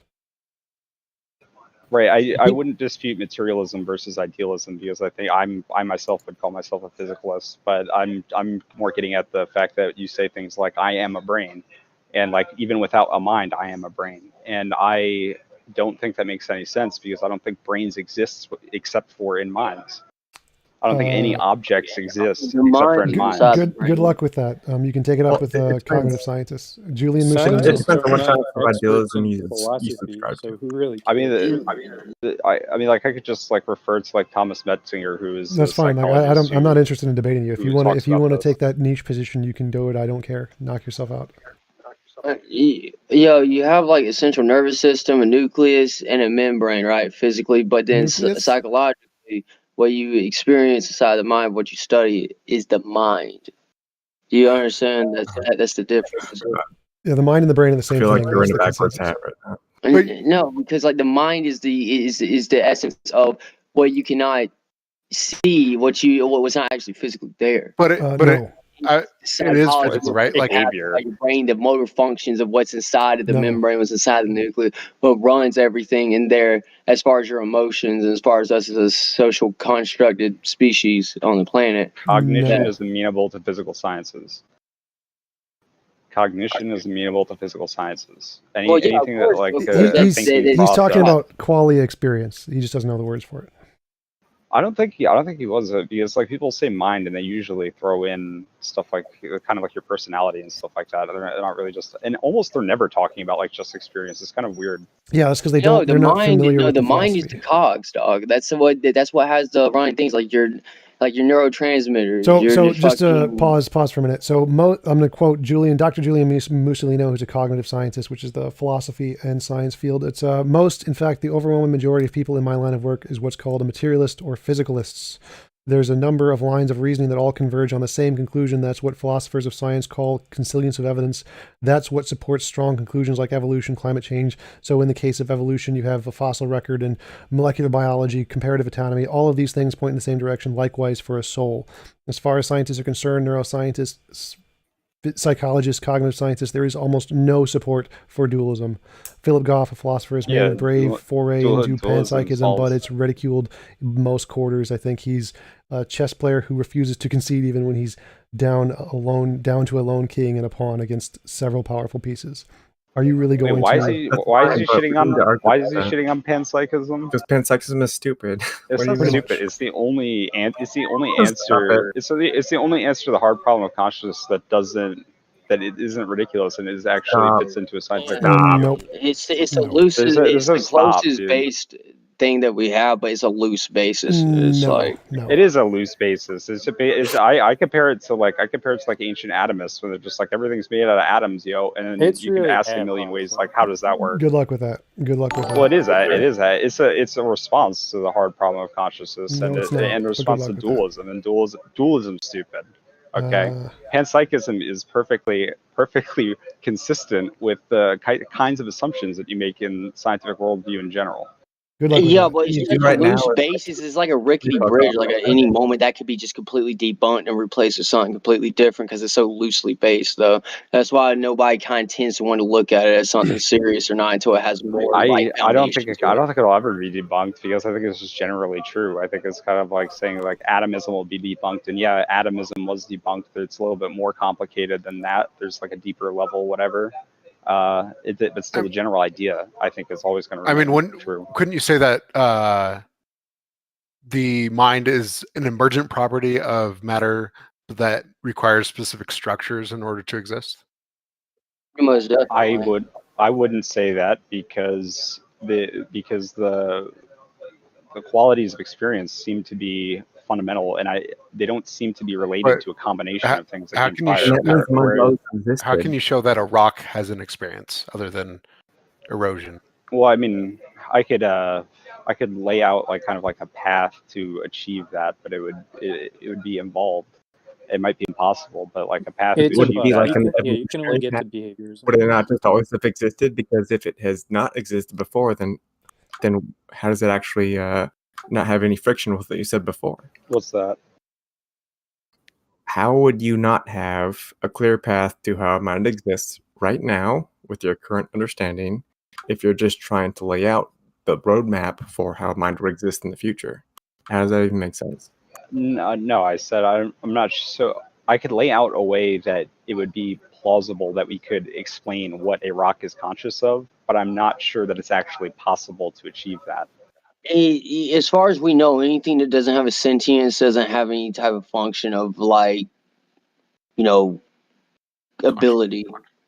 You know, it doesn't have any type of sense of being other than what it is. It's just an object. It's not a Okay, sentient being yeah. at that point No, because it I has know a. that person too, you know? But conceivably the experience in a rock would just be like static and not coherent. It wouldn't be like a well orchestrated picture. It would just be kind of nonsense. So you're talking about like a Never- lobotomized patient. No, because lobotomized people are like sentient, you know. Yeah, whatever. exactly. So like, what's his consciousness? Is it like a hypothetical? Well, yeah, because you can't embody a rock, Yeah. right? So you actually wouldn't be able to relate to it. Back to the However, conversation, guys. What are we doing? What are we doing, guys? Let's get TJump back into this shit. Come on. What? I fell asleep. the way that you could possibly try Nobody to have cares insight about of what the pancakes. consciousness of a rock is, well, I mean, people did ask about it. Oh, it's kind of What like were you strapping a saying GoPro to your dog while you're not at home and seeing what your dog does throughout the day type deal. No. No. So listen. People have experiences and they talk about their experiences and they communicate them to us, and we can reasonably assume that those experiences are similar to the ones that we have ourselves. So if someone says that Go I'm join seeing the another color red, channel. Do this seminar together. Hey, Oh, so yeah, I got a that's question. key. Sure, what's your Yes. question? Okay, go ahead. all right, fuck it. Be retarded. Y'all win. Well, I'm just saying, like, yeah, that's of course true. I mean, as individuals, as we are as a human species in particular, as far as what we know of ourselves, is that I could talk about an experience that I had. We could both have experienced it together, but no matter how much. All right, sorry, I muted you. Let's move on from idealism. What's your question? Thank you. All right, TJump. All right. I'm interested in some specific principle or definition from your epistemology. About what? About what? Definition of what? So you said you were planning on writing a book. Yes. Epistemology is Okay, the so- study of knowledge. How do we get knowledge? What specifically you're looking for? What definition? A definition of knowledge? Definition of how to get knowledge? What is it justify Yeah, belief? let's just right. So let's start with what is true? What is true or what is truth? Right. So what is truth? Truth is that which corresponds to reality. Okay. Does that mean that it's true that you're a cuck? So Huh. if truth is what corresponds to reality, I'm taking what corresponds to reality being propositions. Correct. So truth is a property of sentences, and if sentences correspond to reality.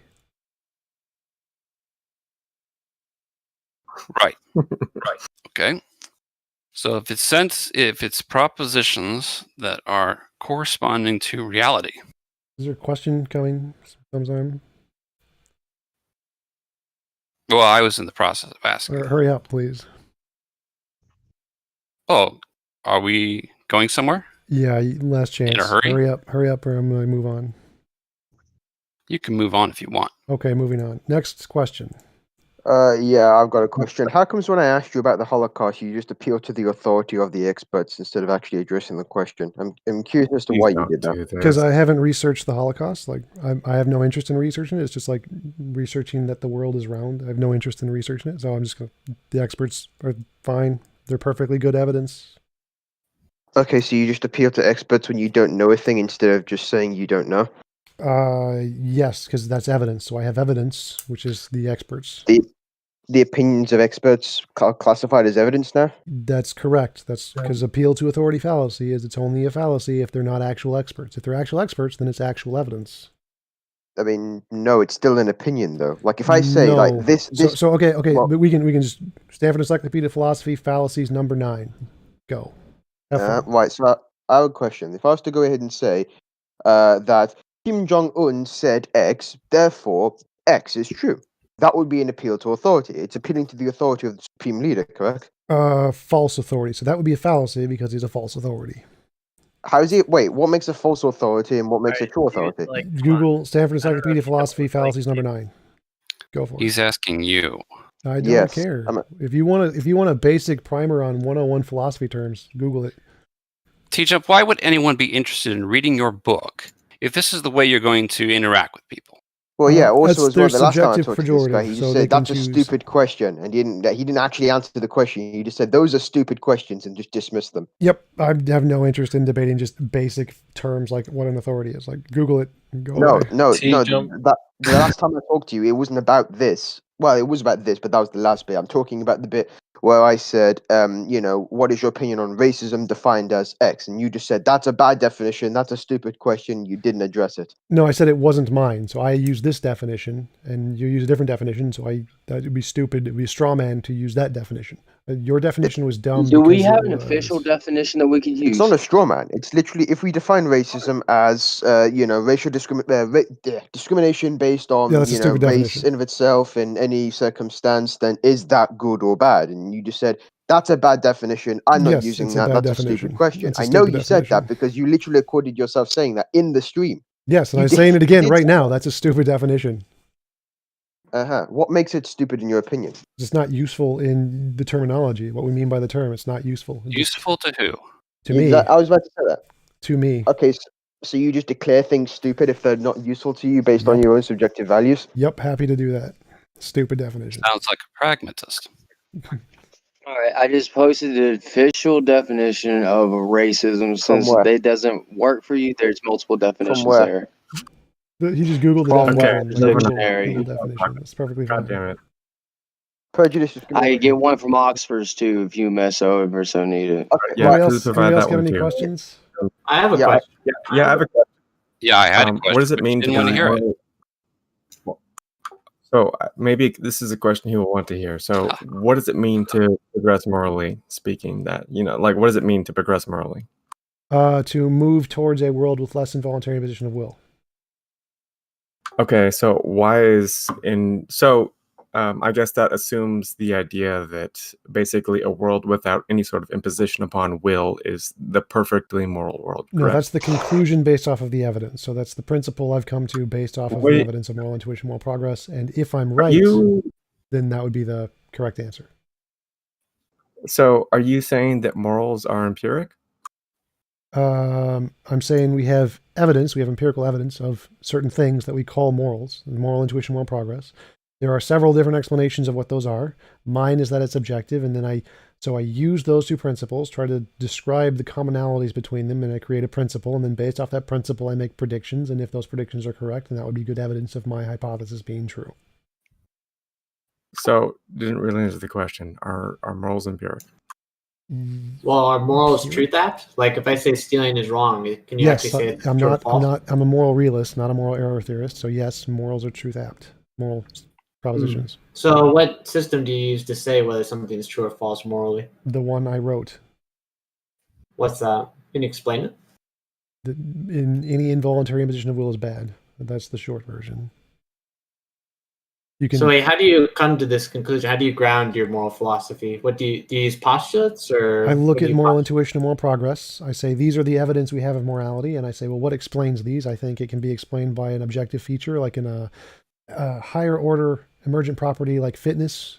Like fitness is an objective property in the world. It's how certain creatures can survive in certain environments, and that's mind independent.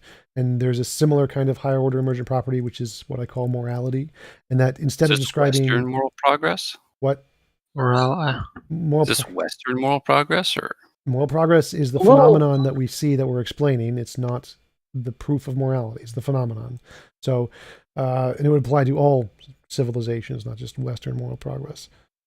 Well, If you want to look at Western world progress, I mean, that's a good idea of how morals construct can be built over a sense of time and over a sense of knowledge being gained over us as a humanitarian prospect. You know, you look at it, you go from Portugal, Spain, and England and Italy. All trying to come over to the New World, right? We're talking about rape, pillaging. We're talking about taking over from indigenous species. We're talking about all this to the point to where Central America and South America has wiped out most of their culture, and it has been replaced with a mixed culture of both, right? But what have we learned from it? Next question. How do you classify moral progress and moral regress? I just steal the definition from moral realism and philosophy and just describe that. From what philosophy? Like what philosophy then? Like what book? Like do you have the definition with you? No. Just Google moral progress, Stanford Encyclopedia of Philosophy. What does the T stand for in TJump? It's my name. Trash. But see, like you keep like telling people to Google things and Yes. things are stupid. Yes, because just the definition of moral progress is not in any way contingent on my model, so you can just Google it. It's the same as if you want a dictionary definition, just use the dictionary definition. When I Google it, I get like millions of definitions. Which one's the right one to use? Any of them are perfectly fine. Go for it. So if I just said moral progress, no idea what he's talking So about. if you want to just Google, like if you want to just dictionary definition terms, go Google the dictionary definitions. I don't need to define every single term. Multiply the millions. Then we can define them for you. Is that what you're saying? Hold on. I want to talk to Chijo for a second. I think he's actually given us the go ahead, the green light to actually define things. Is that Towan Come on, one person at a time. What's Towan Bucks is doing here? I want to carry on with TJump. Okay, so if I was to go ahead and say that moral progress is then when we make lynching niggers legal, that would be a definition that's perfectly fine because I can probably make a website and find it in that list. Good luck with that. Go away. I mean, no, I can't make a website and I can't find it in that list. Go away. You're not actually muted. Next question. Are you an anti-natalist? No, I think that it is not immoral to have children. I think that anti-analist. What? Hey, TJump, are you an idiot? Who is that? Can we mute him too? Next question. I have a question. Sure. So if thoughts and emotions are physical, right, they have to share all properties of things that are material, right, or physical. So, for instance, if I have an emotion, like say I'm angry, right, and it possesses intention. So, like say I'm angry about my car, how exactly is it physical then? Because properties, like physical things, don't have intention whatsoever. Yeah, they do. So how can Yeah, they do. Intentionality is an emergent property of physical brains. Next. Property of physical brains? Yep, it's an emergent property of chemical interactions in physical brains, just like thoughts and ideas So, and colors and everything else. TJump is my So then first are time. thoughts then spatially locatable then as chemical reactions and like neurons firing, I suppose? Yep. As soon as we can discover everything about the brain, we will exactly know what they are. TJump. For sure. But then how is that not the same though? They don't share properties. Like for instance, if I see a wavelength, right, that causes the experience of red, the wavelength itself is not the experience of red because somebody could have the experience of say brown if they're colorblind from the same wavelength. I mean, there seems to be a disconnect between neurons firing or a chemical reaction and actual experience of thought, the quality of it. Nope, exact same thing Yeah, with the water answer is and wetness. panpsychism. Water and wetness. So wetness doesn't seem like a physical property, but it is. It's an emergent property of other physical This things. is getting kind of sexual, man. Anyways, TJump, it's my first time meeting you. What's your religious beliefs? I'm an atheist. I have a question for you, TJump. So, given the idea, So does that of, mean- all these things are empirically determined? So, basically, if you are going to try and talk about morals, it's basically irrelevant if you're also a determinist, right? What? Yeah, it's also you a a determinist. Yes, I'm a determinist. And you believe in moral progress as well? Yep, because morality, in my view, is How are descriptive. those two concepts compatible? How do you actually reconcile those things? You don't need free will to have morality. No one thinks you do, essentially. Like, I don't know why you'd need... So, you can't make your own decisions. Are they still moral? Yes, morality is based on the consequences to wills. It's not based off of actual total decisions. So, it's based on consequences of decisions that you don't make, right? Yep. Like if a rock falls on you, that would be immoral in my definition. Yeah. Wait, Yeah, okay. the analogy to water and wetness doesn't seem to be quite accurate, because to say something has, water within it, right, isn't it the same as the actual what is experience of wetness? No, what is wetness itself? Not the experience of wetness. What is wetness? Wetness? I suppose something being wet, having water within it, I suppose. Like a towel is waterlogged. It's so like wet. is it a mental property? Does water have a mind and it's just imagining it? No, but there's a difference Oh yeah, that's between, right. It's okay, a say physical LECH. thing. It's a physical result of an interactions between particles. But wetness isn't like there. You can't discover the wetness by looking at the particles. not But any if you look at the different, though. interaction of the particles, you can say, oh, this kind of interaction is the thing that is wetness. So the same thing applies to intentionality and colors, Fundamental everything else. It's an forces. emergent property of the brain. Wetness would be a relative predicate. Wait, sorry, it's hard to hear you when everyone's talking over you. So, but still, though, there is a disconnect between the physical property of wetness, or H2O atoms, right, being within the towel, and then the actual Yep, which is the experience of exact same mental. thing as intentionality. It's going to be a result of emergent properties in the brain and nothing more.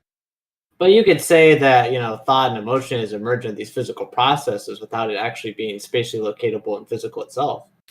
I mean, how can you spatially locate emotion or thought? Exactly if the it's same not way these you chemical spatially reactions? locate wetness. It's the same thing. It's all emergent properties have the same kinds of properties. Well, you can spatially locate the atoms in this circumstance, but you Right. can't spatially locate the experience. Yes, you can. It's exactly like wetness. You can't spatially locate the wetness because it's an interaction between the particles, just like you can't spatially locate the intentionality because it's an interaction between the particles. The interaction in the process of the system is the emergent property. There's no difference. You can't spatially locate experiences. Good luck with that. Go publish a paper on it. Have fun. I mean, the only attempt so far is integrated information theory, which, by the way, has panpsychic assumptions. Julian Because it predicts Tononi, that I do it know predicts him. that geographical figures or geographical features of Yes, the Earth yes. would be conscious. Giuliano Tononi, integrated information theory, not accepted by the majority, but yes, I do know what it is. Right, and would you accept that it uses panpsychic assumptions? Yeah, I think Giuliano Tononi is a In that- panpsychist. What's going on here? So what type of realist are you, Jump, exactly? How do you ascertain what's true about reality? Is it from your senses? Yep, pretty much. So to what degree are your senses trustworthy, though? Because we know illusions exist and we know hallucinations exist. That's And we know correct. secondary properties can change from person to person. Yep, but there are certain things that can't be illusory. Like I can't believe I exist and be wrong. So there are some things that are definitely not illusory, and then we have to find out which ones are and which ones aren't. Like, so we start with I think, therefore I am, and then I can see I exist. And so from my existence, I can say I am myself and not myself. And so now I get the laws of logic, and I can use the laws of logic to describe my experience and say, I see a camera, but I can imagine a unicorn there, but it's not. So there's some difference between my imagination and my experience. We need some method to differentiate. And the method we use is science, novel testable predictions for lots of sciencey reasons. And based on that, we can differentiate the imaginary things from the real things with a high level of certainty, and that's how we get science. Mm-hmm. But do you acknowledge, though, that secondary qualities of objects, say their taste or their color, for instance, or the things you acquire with your senses, can be subjective to person? Like, for instance, what's the objective color? Yes. What you see as red, I could see as green, and we wouldn't know the difference, but that's probably not the case. Right. So if we remove all these things that then are subjective, right, such as our sensory experiences, then what objectively is still there? You can't. Those sensory experiences only exist in brains. They're a part of brains. To get rid of them, you have to get rid of the brains. Right. So, for instance, if I have a tree, right, but I'm not allowed, I take away everything that's subjective, right, like the color of the tree, the feel of the tree. Yeah, that's literally your brain state. So that's literally the chemicals in your brain you're taking away. Well, are they though? I mean, they're not the same as chemical properties. Nope, they are literally the same as the chemical properties. That is what they are. They are emergent properties of the chemical properties. Exactly the same as wetness, which I've answered like 10 times. We're done with this topic. Move on. No. I want to ask though, what is the tree there if you remove all the secondary properties? It doesn't exist. The tree is independent of your sense experience of the tree. Stupid question. How do you prove it's there without your sense experience? Empirical evidence, science. That's what it does. It's like a circle going back and forth. So yeah, we're done on this topic. Next question. Okay. Yeah, we should all work off the assumption that we do exist. Vulture. It seems okay.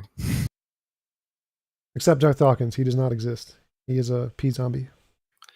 So, if propositions correspond to reality, then what is the nature of this correspondence? If I see a sentence like "it is raining outside," what parts? How is it that these words in the sentence? What is it about them coming together? The words are just a representation of an idea in your head. So it's the idea in your head that corresponds to reality, and the words just represent the idea in your head. Right. What do you mean? So it's a representation of something, maybe a word in our head or something in the world. But the words coming together to form a sentence, like when I see the sentence, "it is raining outside," that's going to correspond or not to a reality. And what's the criteria that satisfies that this Reality is is the criterion. Does it or You does don't not know what you're correspond to talking about. reality? It's a roundabout, yeah. So reality is the criteria for Yeah. this correspondence. Yeah, it's like So do we comparing have it. an idea already about reality?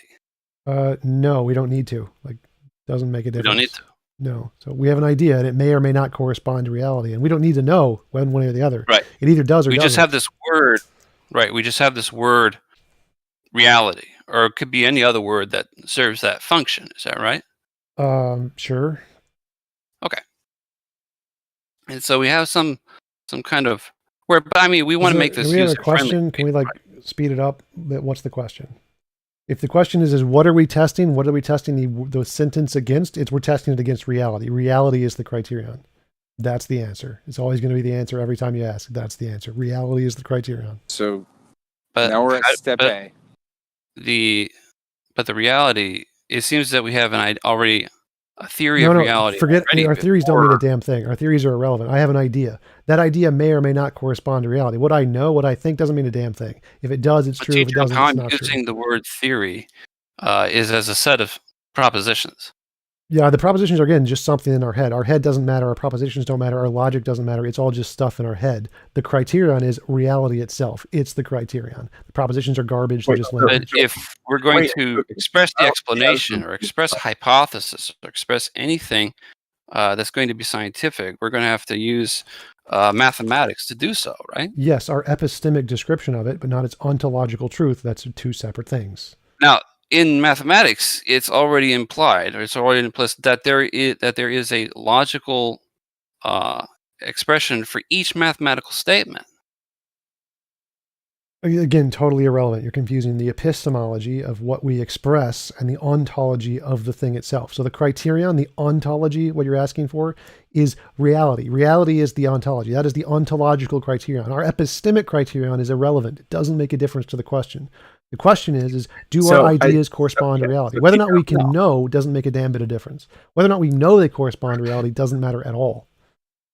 I think it might be more understood to, basically they're talking about basically the method by obtaining our knowledge Yes, about that's basically what is true epistemology. about reality. Correct. That's epistemology. Epistemology does not matter.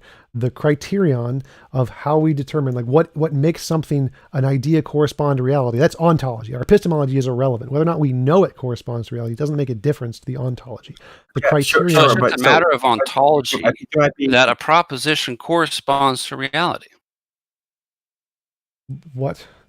It is an ontological is that fact. what you're saying? If a proposition corresponds to reality, that's an ontological fact, not an epistemic fact. So if you want to know what is the criterion we're using to assess if a proposition corresponds to reality, it's reality, whether or not we can know it or not. So if you're saying, how does an epistemology come to a conclusion that a proposition corresponds to reality?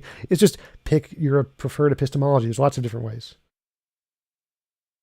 Fallibilism is the answer. Well, I don't know what fallibilism is in this context. I thought you were the correspondence theory in truth. No, I didn't say that. So.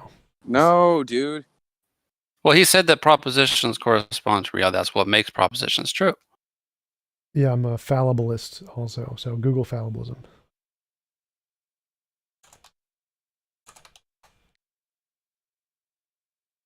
Well, I mean, it's not going to make a difference whether you were mistaken or not as to the question as to the truth of the proposition. I mean, if the proposition was true, then it corresponded to reality. And I would say that's the vice ontology versa, part. right? Yeah, that's the ontology part.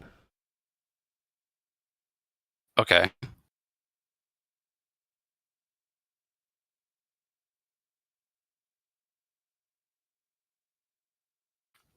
I mean, of course, it's possible that person could be mistaken, right? Yes. And that's the fallibilist part, right? Yes. Like you may not even care if you can have an imagination of a unicorn on Mars, and that could be true. Like that proposition could be true. You wouldn't know. Right. I wasn't interested in the fallibilist part when I was. Yeah, this isn't the part of the fallibilist part. I'm saying if you just imagined a unicorn on Mars, you don't think it's true at all. You're just imagining a unicorn on Mars because you think it's fun. That proposition, there is a unicorn on Mars, can be true. That proposition can correspond to reality, whether you intend it to or not. Mm-hmm. The truth of the proposition is independent of our epistemology or our intentions or our beliefs about it. Makes no difference. Right. Yeah. The correspondence theory of truth is going to get a logical expression, though, right? I have no idea what you're talking about. The correspondence theory of truth is going to get a logical expression isn't a complete sentence. Well, isn't it the case that a theory being a set of propositions, that a correspondence theory of truth is going to be also a set of propositions? Sure. Yeah, you're not really. All right, so if yeah, it's going to be a set of propositions, the epistemology itself doesn't correspond to reality. The epistemology is a thing we've made up like a language.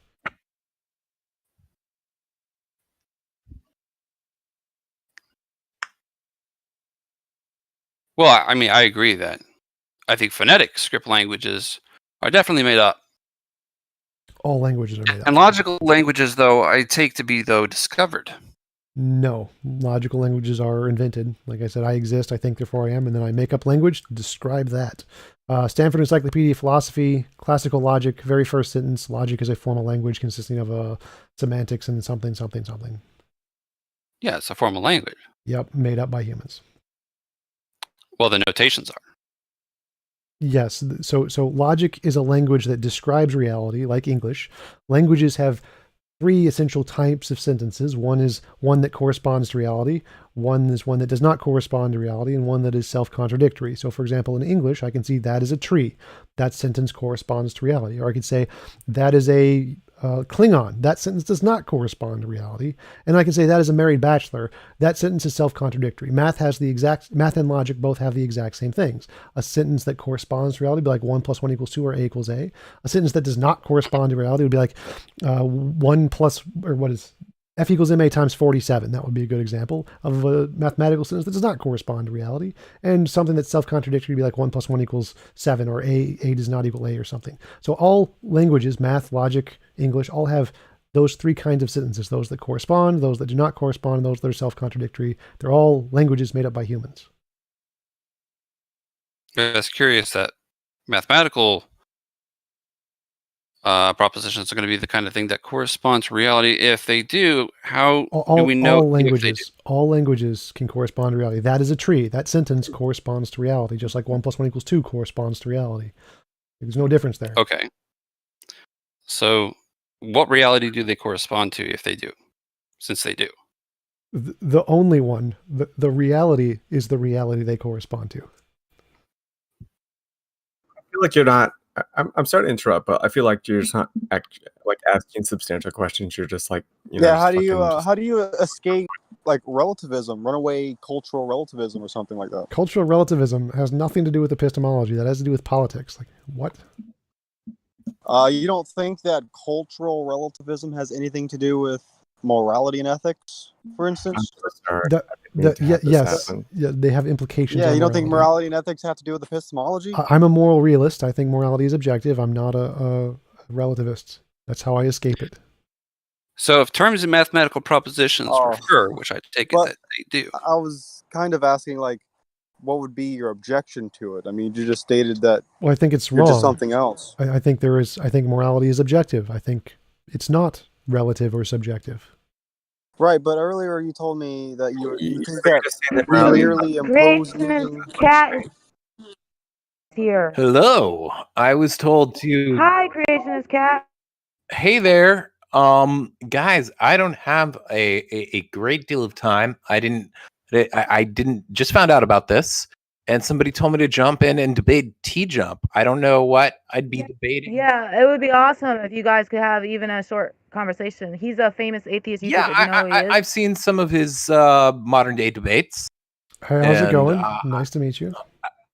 how's it going, sir? How I appreciate well some of your debates. There's some debates where I'm like, yeah, that guy's spot on, and there's others where I think we differ, but that's okay. Differing is that happens. Perfectly normal. Especially if you get to know nearly every topic that someone has an opinion on, usually you're going to disagree strongly with them sooner or later, right? Yeah, it's very rare that I find a person who is exactly like me and I agree with about everything. It's not too often that occurs.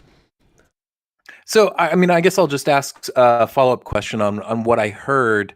And you'll have to excuse me because, I mean, I do listen to kind of some philosophical discussions and whatnot, but I have sort of like a poor memory sometimes for certain terminology. And I guess I'll just ask, you say that you don't, you believe that there's an objective reality and that our society, culture. So basically what you're saying is that if we were in some sort of societal vacuum, morals would still kind of be the same as you see them now? Yes. Relating to, So I think morals are a higher order emergent property, like fitness. So fitness is a thing independent of humans. It's the ability for certain organisms to survive in more environments. That is an objective quality of reality. It's independent of human minds. If human minds didn't exist, there would still be fitness. Morality is the same kind of a thing, a higher order emergent property. Where fitness describes like how organisms can survive an environment, morality describes how organisms can interact in an environment. So you can search moral naturalism on Stanford Encyclopedia of Philosophy if you want a better definition, because I don't have it all memorized, but that's essentially the position that morality is a higher order emergent property like fitness. And do you think that morality has the capability of like shifting over time due to like for instance, okay? Yes. I think when it comes to let's say like what's the term?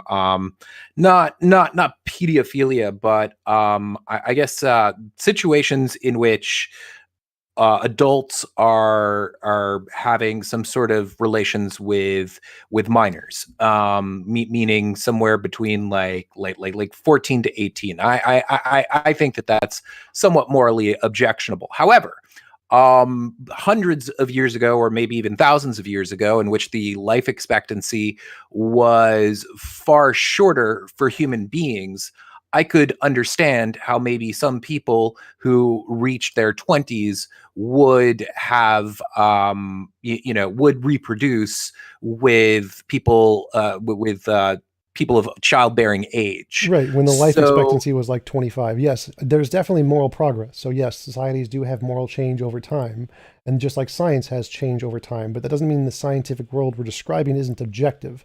So even if our subjective interpretation of morality is definitely socially constructed, I think there is an objective thing there that we are referring to, which is the higher order emergent property like fitness. So yes, our current conception of morality as whatever we think is right or wrong is a social construction, but it refers to something objective, just like science refers to something objective, even though our particular scientific models may be socially constructed. Do you prescribe to the idea that among other people, Sam Harris puts forward that we can more or less scientifically determine certain things that are right or wrong, or like morally? Well, I disagree with Sam Harris. And I mean, and correct me if you think that I'm kind of not just explaining his stance on the subject. I think you probably understand what I mean here. Yeah. So Sam Harris says that we can discover morality by looking at brain states and saying if our well brain is going to correspond to some brain state, and we can discover it that way. I would not agree with that. No. So I would say that morality can potentially be empirically tested. Like, for example, if you could make novel testable predictions and say, if I have this theory of objective morality, like if it's a law of nature or something that affects our brains like gravity, and we can potentially do some tests, then yes, morality could be empirically tested in that way. Or if it's a higher order emergent property, I don't know how exactly you would empirically test like fitness exactly, just like description of how things interact in the environment. So I think that's kind of like what morality is a description of how agents interact within an environment. So potentially I think it could be testable. Well, let me ask another follow-up question. And this, I'm guessing this is something that you may have covered, but I just got here, so I'm curious. How do you determine what is and is not moral? Like, do you have some sort of system in order to do that? Yeah, so I look at moral intuition and moral progress. That's what most philosophers do. That's the evidence of morality, the phenomenon of morality we're trying to explain. I look at those things. I try to find the pattern in them, and I think the pattern is a principle that I say any involuntary imposition of will is immoral. That's the pattern I've come to, and so that's my conclusion of what morality is, and then I use that to try and make predictions, and if I'm right, and if I get the predictions right, that would be evidence. What I'm trying to square here, and I guess maybe maybe you've explained it and I just didn't quite chew it over well enough.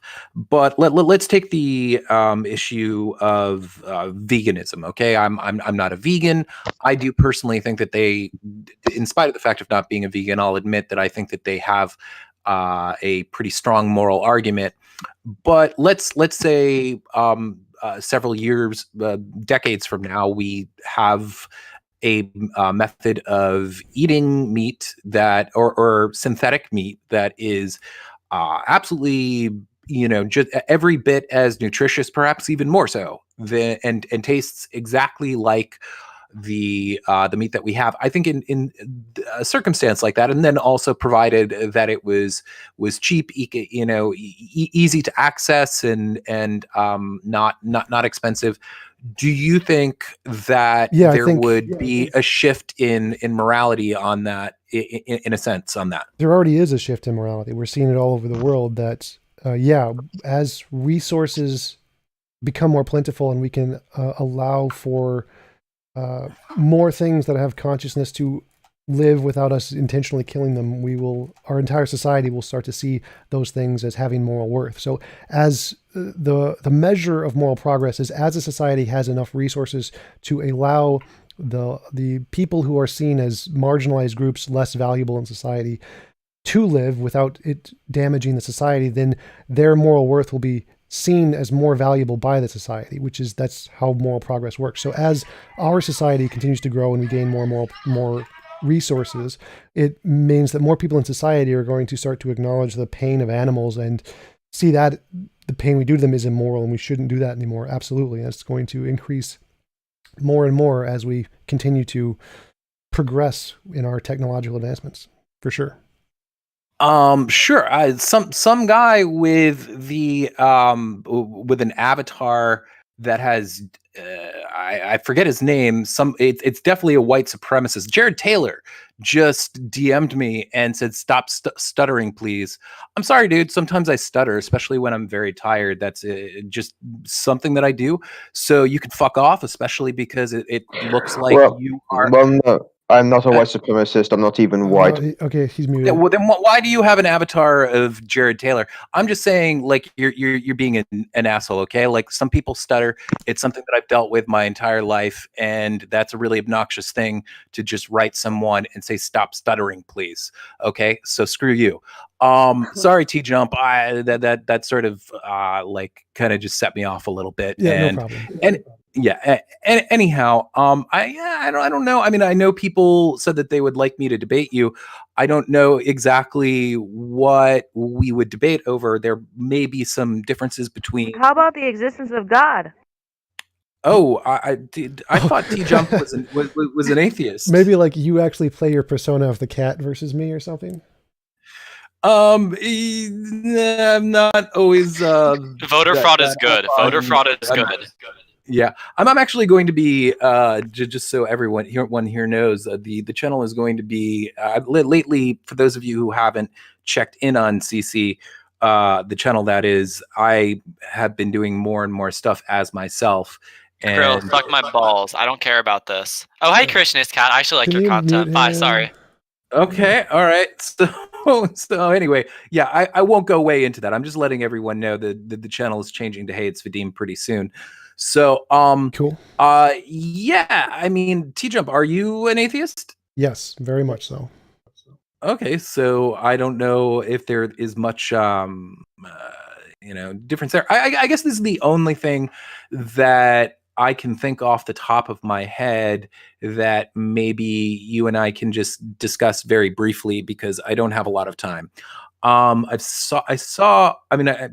seen several of your debates, and I did see one, maybe you've done more than one. I believe it was with Papa Bird Jake. Yep. From Jake and Hannah. Yeah, Black Lives on Matter BLM. versus All Lives Matter. And right. And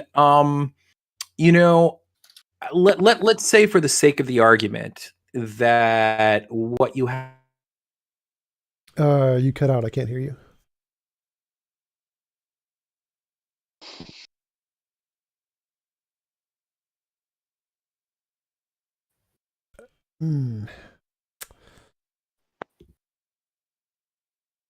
He was suppressed by the Democrats. Probably. Problems. This is the fruits of a Biden presidency. All right, I have a question for TJump on his moral system. Okay, well, did we move on to another topic? He got back for a second and then he refreshed.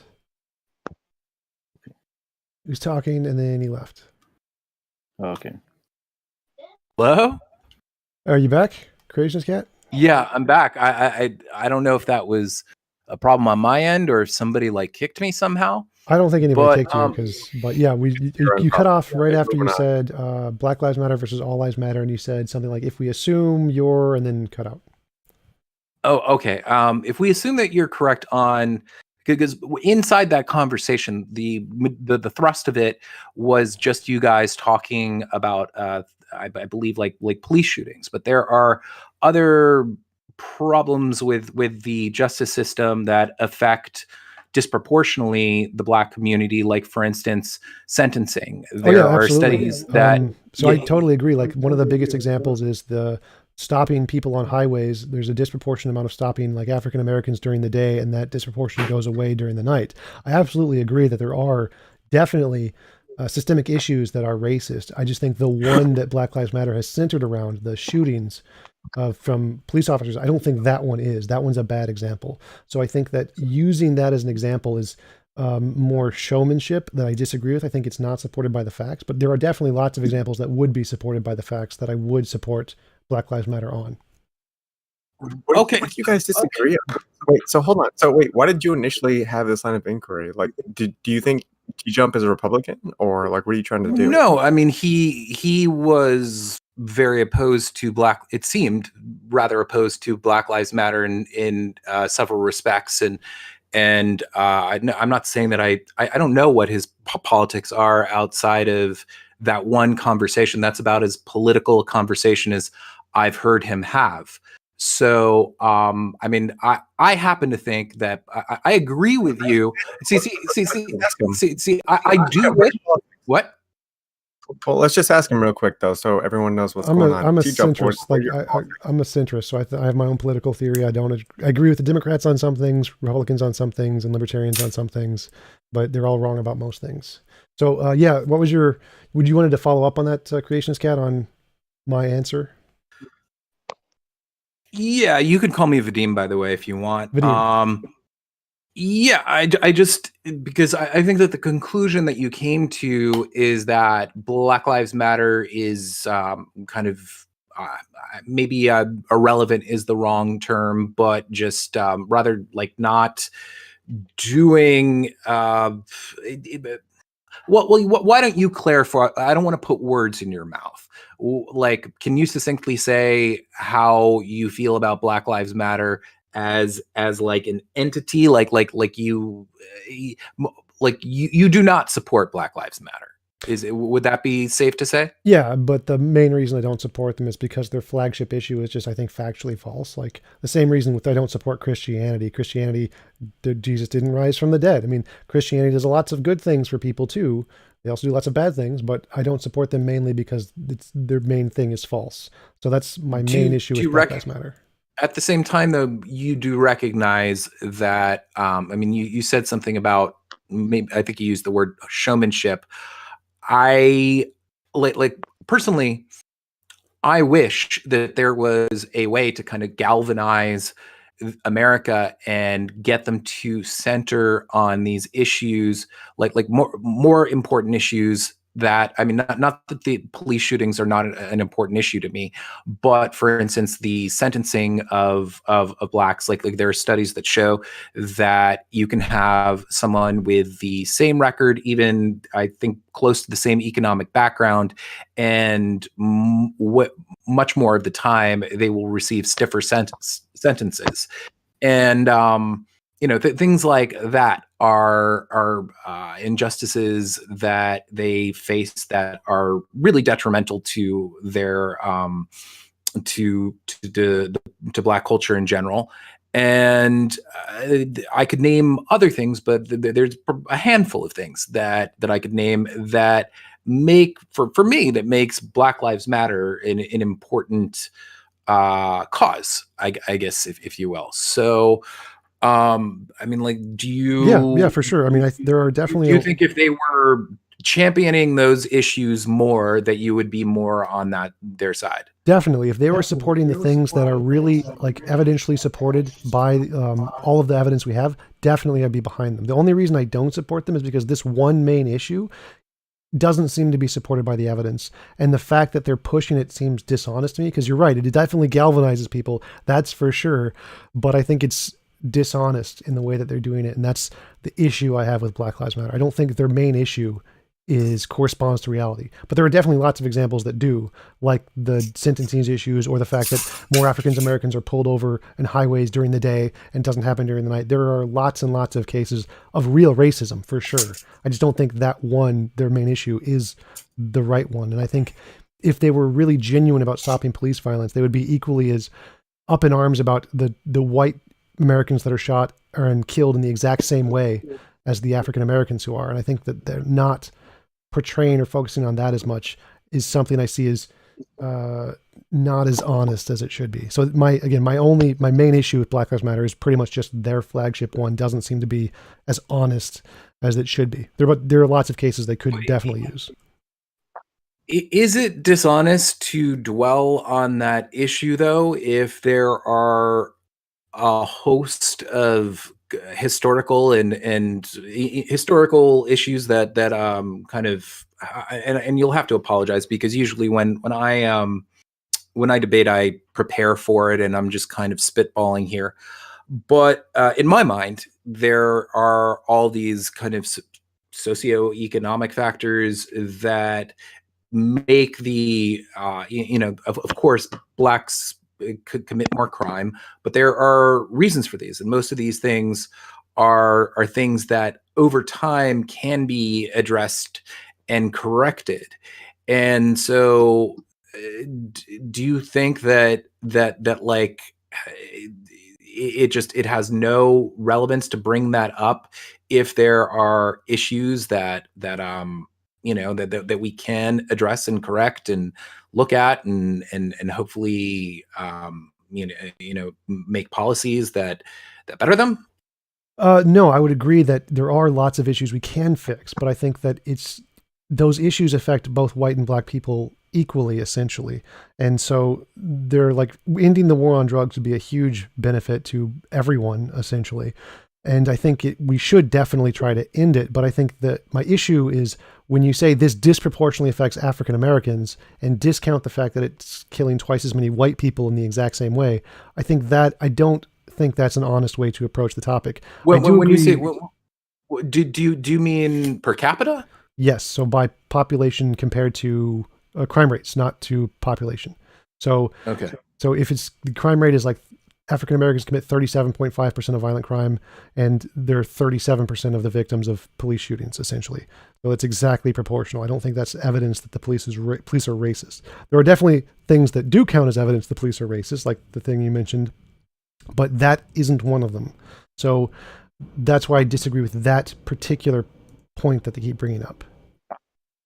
Okay, cool. Well, certainly if I was prepared and kind of had, because I've never debated this topic before, it's something that I would be interested in debating, but it's just not something that I've, usually I kind of have a process where I take notes and I just really study things. And I feel like with most of it's been an interesting conversation.